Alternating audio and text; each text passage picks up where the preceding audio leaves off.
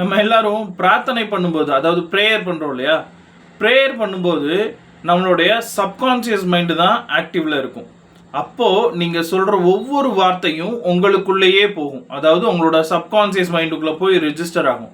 நீங்கள் சாமி கும்பிடும்போது நீங்கள் என்ன வார்த்தைகள் சொல்லி ப்ரேயர் பண்ணுறீங்களோ அந்த வார்த்தை உங்களுடைய சப்கான்ஷியஸ் மைண்டில் போய் ரிஜிஸ்டர் ஆகும்.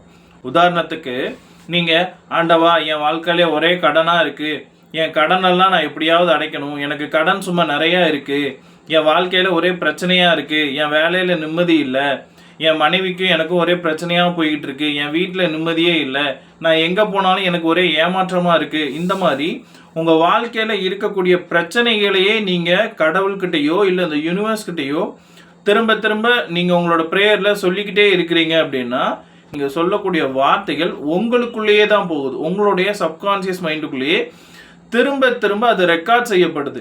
என் வாழ்க்கையில் நிம்மதி இல்லை, என் வாழ்க்கையில் பிரச்சனையாக இருக்குது, எனக்கு கடன் நிறையா இருக்குது அப்படிங்கிற மாதிரியான வார்த்தைகளே உங்களுக்குள்ளேயே திரும்ப திரும்ப போகிறதுனால, உங்கள் சப்கான்ஷியஸ் மைண்டில் அது ரெக்கார்ட் ஆகிறதுனால இதே மாதிரியான சிச்சுவேஷன் தான் மறுபடியும் உங்கள் வாழ்க்கையில் திரும்பவும் வரும்.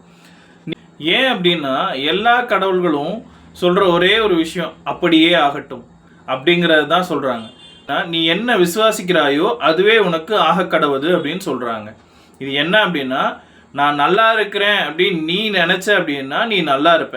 என் வாழ்க்கையில் நிம்மதியே இல்லை, என் வாழ்க்கையில் ஒரே பிரச்சனையாக இருக்குது அப்படின்னு நீ நினைக்கிற அப்படின்னா அதுவே தான் உனக்கும் ஆகும், அப்படியே ஆக கடவுது. அதுதான் எல்லா மதங்களும் சொல்லுது நமக்கு. நீங்கள் என்ன மாதிரியான வார்த்தைகளை நீங்கள் சாமி கும்பிடும்போதோ ப்ரேயர் பண்ணும்போதோ நீங்கள் என்ன வார்த்தைகள் பயன்படுத்துகிறீங்களோ அதே வார்த்தையே அதே மாதிரியான சூழ்நிலைகள் தான் உங்கள் வாழ்க்கையில் திரும்பியும் உருவாகும்.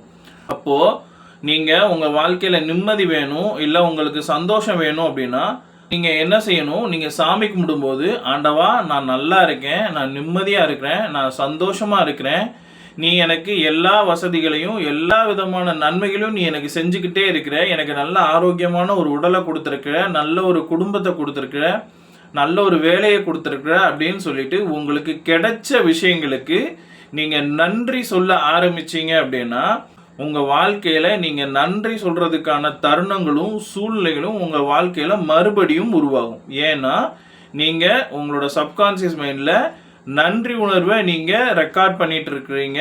இது உங்கள் வாழ்க்கையில் மறுபடியும் உருவாகிறதுக்கு உங்களோட சப்கான்ஷியஸ் மைண்டு உங்களுக்கான சூழ்நிலைகளையும் உங்களுக்கான வாய்ப்புகளையும் உருவாக்கி கொடுக்கும். அதனால ப்ரேயர் பண்ணும்போது என்றைக்குமே உங்களுக்கு கிடைச்ச நன்மைகளையும் உங்களுக்கு கிடைச்ச பாக்கியங்களையும் நினச்சி நன்றி உணர்வை மட்டும் வெளிப்படுத்துங்க.